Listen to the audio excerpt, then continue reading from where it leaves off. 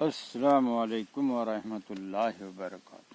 سنو محترم بزرگ اور دوستوں، غور سے توجہ سے حدیث کی بات، درود شریف پڑھی صلی اللہ علیہ وسلم کہ اللہ تعالیٰ کا ارشاد ہے، ایمان والو جب نماز کے لیے اٹھو تو پہلے اپنے منہ اور کوہنیوں تک اپنے ہاتھوں کو دھو لیا کرو اور اپنے سروں کا مسح کر لیا کرو اور اپنے پاؤں ٹخنوں تک دھو لیا کرو، اور اللہ تعالیٰ خوب پاک رہنے والوں کو پسند فرماتے ہیں۔ پاک رہنا آدھا ایمان ہے۔ کیا تو وضو، جس سے یعنی وضو اچھی سے اچھی وضو کر کے اچھی سے اچھی نماز پڑھ کے یعنی جنت حاصل کرو۔ کیا وضو نماز کی کنجی ہے اور نماز جنت کی کنجی ہے۔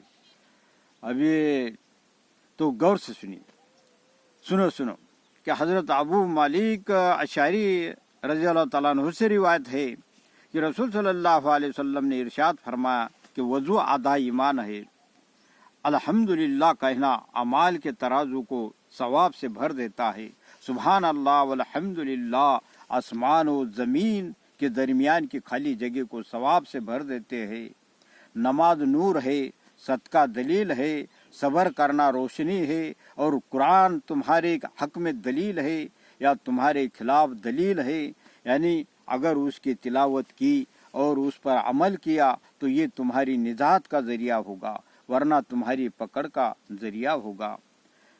کہ اس حدیث شریف میں وضو کو آدھا ایمان اس لیے فرمایا ہے کہ ایمان سے دل کے کفر و شرک کی ناپاکی دور ہوتی ہے اور وضو سے اعضاء کی ناپاکی دور ہوتی ہے۔ نماز کے نور ہونے کا ایک مطلب یہ ہے کہ نماز گناہ اور بے حیائی سے روکتی ہے، جس طرح نور اندھیرے کو دور کرتا ہے۔ دوسرا مطلب یہ ہے کہ نماز کی وجہ سے نمازی کا چہرہ قیامت کے دن روشن ہوگا اور دنیا میں بھی نمازی کے چہرے پر تر و تازگی ہوگی۔ تیسرا مطلب یہ ہے کہ نماز قبر اور قیامت کے اندھیروں میں روشنی ہے۔ صدقہ کی دلیل ہونے کا مطلب یہ ہے کہ مال انسان کو محبوب ہوتا ہے، اور جب وہ اللہ تعالیٰ کے راستے میں اس کو خرچ کرتا ہے اور صدقہ کرتا ہے تو یہ صدقہ کرنا اس کے ایمان میں سچا ہونے کی علامت ہے اور دلیل ہے۔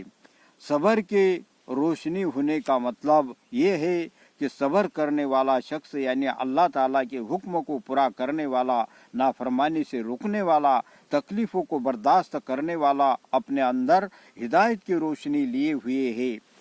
سنو غور سے دوستو۔ اور فرمائے ابو ہریرہ رضی اللہ تعالیٰ عنہ نے کہ میں نے اپنے حبیب صلی اللہ علیہ وسلم کو یہ ارشاد فرماتے ہوئے سنا کہ مومن کا زیور قیامت کے دن وہ ہو وہاں تک پہنچے گا جہاں تک وضو کا پانی پہنچتا ہے، یعنی اعضاء کے جن حصوں تک وضو کا پانی پہنچے گا وہاں تک زیور پہنائے جائے گا۔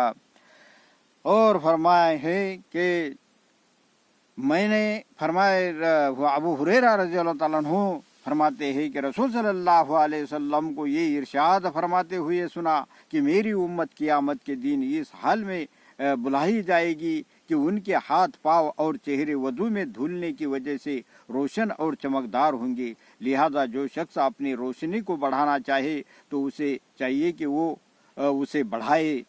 مطلب یہ ہے کہ وضو اس اہتمام سے کیا جائے کہ اعضائے وضو میں کوئی جگہ خشک نہ رہے، سوکھی نہ رہے۔